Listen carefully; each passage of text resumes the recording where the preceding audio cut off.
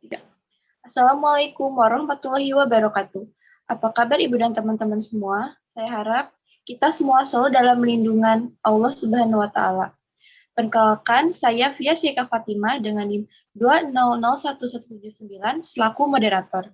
Pada kesempatan kali ini, kami dari kelompok 5 mata kuliah Perkembangan Peserta Didik SD akan membuat video presentasi mengenai materi multidimensi perkembangan peserta didik. Sebelum ke materi, izinkan saya memperkenalkan rekan kelompok saya yang bernama Aditya Ratu Tivana dengan NIM 2004273, Fani Rahmasari 2004162. Teman-teman, langsung saja ke materi yang pertama yang akan dibahas oleh saya sendiri. Materi yang akan saya bahas mengenai energi dan kreativitas peserta didik. Ketiadaan motivasi untuk mempelajari anak-anak bukan berarti bahwa ia diabaikan, melainkan sebagian terbesar penelitian awal bukan berasal dari minat terhadap anak itu sendiri atau terhadap perkembangannya, tetapi terutama timbul dari minat terhadap cara mendidik secara benar agar menjadi warga negara yang berguna. Teori perkembangannya yang berpusat pada peserta didik harus mendasarkan diri pada gagasan bahwa kemampuan eksternal mereka merupakan cerminan dari perkembangan progresif dari kesadaran internal dan kapasitasnya. Perkembangan itu bukan hanya bersumber dari faktor eksternal atau akibat penciptaan dan penerapan alat atau instrumen yang lebih baik yang bersentuhan langsung dengan mereka. Perubahan peserta didik dari luar terjadi karena mereka umumnya terus berubah. Premis dasar perkembangan peserta didik adalah bahwa baik individu, masyarakat, maupun peranata lain yang bersentuhan dengannya terus berkembang. Peserta didik hanyalah sebagian dari ekspresi pada tingkatan yang berbeda dari proses pengembangan manusia pada umumnya. Perkembangan itu mengekspresikan energi dan kreativitas peserta didik menjadi lebih efektif untuk mencapai tujuan dan masa depan mereka kelak. Terlepas dari apakah hal itu sejalan atau tidak dengan tujuan politik, ekonomi, atau sosial budaya yang terus berkembang. Nah, adapun menurut Robert McFarlane 1999 bahwa secara umum perkembangan peserta didik dalam masyarakat melibatkan kemajuan stimulan sektor fisik, sosial, mental, dan spiritual, serta budaya pranata atau organisasi yang ada di masyarakat.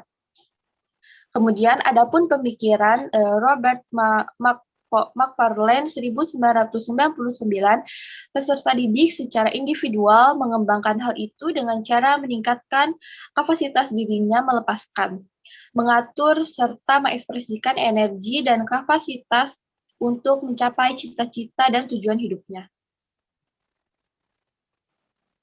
Kemudian ada 5 dimensi perkembangan peserta didik. Perkembangan peserta didik mengikuti alur perkembangan manusia pada umumnya. Perbedaannya, mereka menerima sentuhan lebih dibandingkan dengan yang tidak meneliti bangku sekolah. Oleh karena itu, peserta didik memerlukan perkembangan sesuai dengan keterampilan, sikap, perilaku, pengetahuan, dan nilai-nilai pribadi anggota masyarakat. Dalam makna luas, perkembangan peserta didik mencakup 5 ranah yang secara ringkas disajikan. Yang pertama ada perkembangan fisik, di mana lajunya relatif sesuai dengan faktor genetis, menu makanan, kebiasaan hidup, dan kondisi lingkungan. Penampakan fisik bisa berubah, misalnya meski ketika dilahirkan kita berwarna kulit putih, dia akan menghitam jika hidupnya di daerah pantai dan kesehariannya berjemur di bawah terik matahari. Semakin banyak perubahan kegiatan, maka perkembangan fisik anak akan semakin berubah dan semakin baik. Maka di saat anak mulai menampakkan banyak kegiatan yang kita pikir itu akan berbahaya, sebaiknya tidak kita hentikan terlebih dahulu. Karena itu adalah bentuk ia mengembangkan kemampuan-kemampuannya yang kadang kita orang dewasa tidak akan memahaminya. Kemudian yang kedua ada perkembangan sosial, di mana anak dapat berkembang sesuai dengan bentukan masyarakat. Misalnya, anak atau peserta didik akan menjadi lebih politis, berorientasi ekonomis, dinamis, memiliki disiplin dan bertakwa, memiliki daya sesuai, dan sebagainya, termasuk penyesuaian atas perilaku dan adat istiadat yang berbeda, menghormati hukum dan ketertiban lain-lainnya. Nah, yang ketiga ada perkembangan mental, di mana peserta didik tumbuh semakin bermental stabil, arif, dewasa, dan bijaksana. Sebagian dari masyarakat peserta didik menjadi lebih canggih dalam aplikasinya ilmu pengetahuan dan teknologi. Karenanya mereka harus memiliki keterampilan mental dalam menganalisis, menulis, menguasai matematika, sikap mental terbuka untuk gagasan-gagasan baru, kesediaan menyambut perubahan dan mencoba hal-hal baru, serta menyerap informasi tentang berbagai fakta setiap aspek kehidupan. Yang keempat, ada perkembangan budaya atau spiritual, di mana peserta didik harus menumbuhkan toleransi terhadap orang-orang dengan keyakinan yang berbeda, pengakuan hak asasi manusia, dan nilai-nilai umum.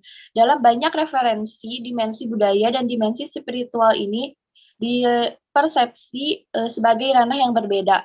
Maka dalam konteks sebagai serumpun, misalnya agama atau kepercayaan yang dianut merupakan dimensi spiritual, namun saling menghargai dan toleransi untuk menerima perbedaan agama yang dianut mestinya menjadi budaya hidup masyarakat yang berubah secara lintas agama.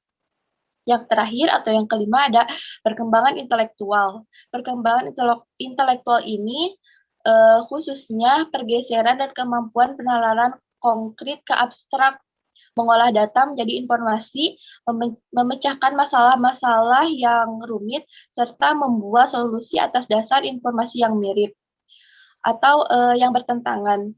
Dari perkembangan intelektual, peserta didik akan mampu bersaing dengan kemajuan intelektual dan ilmu pengetahuan dari zaman ke zamannya. Dengan perkembangan intelektual yang baik, maka ia akan mempunyai pegangan untuk kedepannya. Sekian dari saya. Materi yang selanjutnya akan disampaikan oleh Agitya. Kepada Agitya, dipersilahkan. Baik, terima kasih kepada moderator. Di sini saya akan menjelaskan mengenai anatomi perkembangan peserta didik. Pengembangan dan perkembangan peserta didik merupakan evolusi progresif dari dimensi fisik, sosial, mental, budaya, dan spiritual, dan juga intelektual. Kelimanya, tumbuh dan berkembang sebagai kesadaran dan mewujudkan sebagai pengorganisasian dengan kekuatan-kekuatan yang lebih tinggi. Sehingga peserta didik dapat mengatur ekspresi energi mereka dengan cara meningkatkan keterampilan, sikap, penguasaan informasi, pemahaman konseptual, dan nilai-nilai yang dianutnya. Selama proses ini berlangsung, sifat kesadaran manusia berevolusi dari lebih didominasi oleh dimensi fisik menjadi lebih mengandalkan dan mementingkan dimensi dan mental, spiritual, dan juga intelektual. Semakin tinggi kesadaran, semakin tinggi pula energi dan kapasitas yang dimiliki oleh peserta didik untuk melakukan apapun yang dihadapi dan harus dilakukannya. Pada diri individu peserta didik, kita melihat perkembangan yang sama dari mereka yang mengekspresikan energi nyaris secara eksklusif. Melalui kehidupan kerja manual, semakin bergantung pada keterampilan sosial dan pengetahuan mental untuk meningkatkan produktivitas energi fisik mereka. Dan adapun di sini ranah pengembangan dan perkembangan individunya. Yang pertama ada fisik, pengorganisasian energi fisik melalui keterampilan fisik. Lalu yang kedua ada pengorganisasian energi sosial melalui keterampilan sosial dan sikap. Lalu yang ketiga ada mental, pengorganisasian energi mental melalui informasi dan pemahaman konseptual. Lalu yang keempat ada budaya dan spiritual. Pengorganisasian energi budaya dan spiritual melalui interaksi antara orang-orang dengan keyakinan yang berbeda dan penghargaan atas hak-hak asasi manusia. Lalu yang terakhir ada intelektual. Pengorganisasian energi otak intelektual melalui skema penalaran konkret ke abstrak, pemecahan masalah yang rumit, berpikir induktif dan deduktif.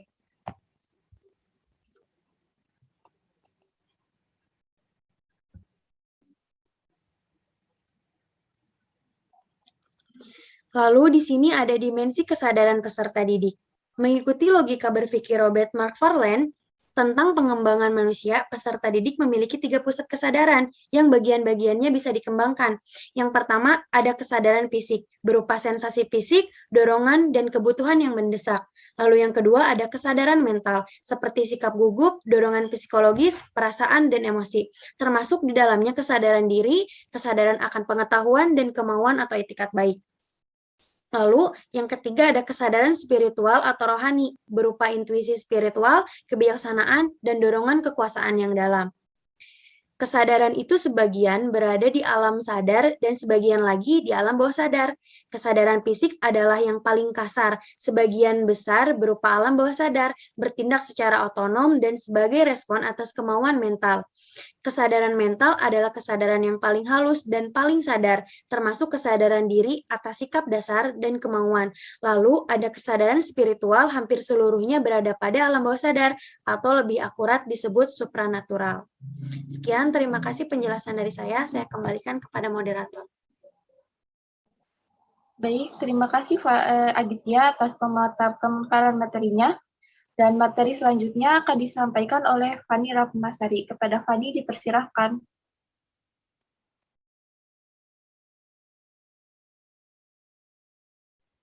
Baik, terima kasih kepada moderator. Di sini saya akan menjelaskan tentang perkembangan fisik peserta didik. Perkembangan fisik atau tumbuh manusia merupakan sistem organ yang kompleks dan sangat mengagumkan. Kuhlen dan Thomson mengemukakan bahwa perkembangan fisik individu meliputi 4 aspek, yaitu yang pertama, sistem saraf yang sangat mempengaruhi perkembangan kecerdasan dan emosi. Yang kedua, otot-otot yang mempengaruhi perkembangan kekuatan dan kemampuan motorik. Yang ketiga, kelenjar endokrin yang menyebabkan munculnya pola-pola tingkah laku baru seperti pada usia remaja, berkembang perasaan senang untuk aktif dalam suatu kegiatan yang sebagian anggotanya terdiri atas lawan jenis. Dan yang keempat ada struktur fisik atau tubuh yang meliputi tinggi, berat, dan proporsi. Perkembangan fisik dipandang penting untuk dipelajari karena baik secara langsung atau tidak, perkembangan fisik ini mempengaruhi perilaku anak sehari-hari. Secara langsung, perkembangan fisik seorang anak akan menentukan keterampilan anak dalam bergerak. Secara tidak langsung, pertumbuhan dan perkembangan fisik akan mempengaruhi bagaimana anak ini memandang dirinya sendiri dan bagaimana ia memandang orang lain. Perkembangan fisik peserta didik dapat diuraikan sebagai berikut. Yang pertama, kehidupan dimulai pada saat pertumbuhan sel reproduksi wanita yang dibuahi oleh sel reproduksi pria. Yang kedua, pasca lahir. Kelahiran bukan awal kehidupan, tetapi interupsi dalam pola perkembangan yang dimulai pada saat pembuahan. Perkembangan bayi sudah dapat dilihat dengan jelas dibanding saat dalam kandungan. Otot bayi yang baru lahir, kecil, lunak, dan tidak terkendali. Kaki dan leher kurang berkembang, lunak, dan luas. Yang ketiga, bayi mungil yang akan tumbuh semakin besar dan memasuki masa kanak-kanak. Perkembangan biologis pada masa ini berjalan pesat. Pada masa kanak-kanak, peserta didik akan memasuki dunia bermain. Tetapi secara sosiologis, ia masih terikat pada lingkungan keluarganya. Oleh karena itu, peran keluarga sangat penting dalam mempersiapkan anak untuk terjun di lingkungan masyarakat, terutama dunia sekolah. Dan yang keempat ada masa remaja. Pada masa remaja, ini tulang tubuh akan memanjang, kemudian akan terjadi proses pengerasan tulang yang diiringi pembentukan pembesaran otot. Menurut Sigmund dan Anna Freud, masa remaja merupakan tahap penuh gejolak karena perubahan fisiologis yang dramatis dialami di usia-usia ini. Slide selanjutnya.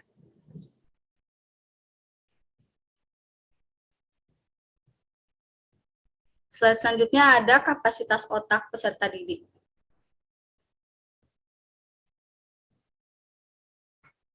Otak ialah salah satu unsur dari sistem saraf. Sistem saraf pada manusia adalah sebuah sistem mesin yang rumit. Sistem ini terdiri dari jutaan sel saraf yang diperkirakan 12-200 juta sel.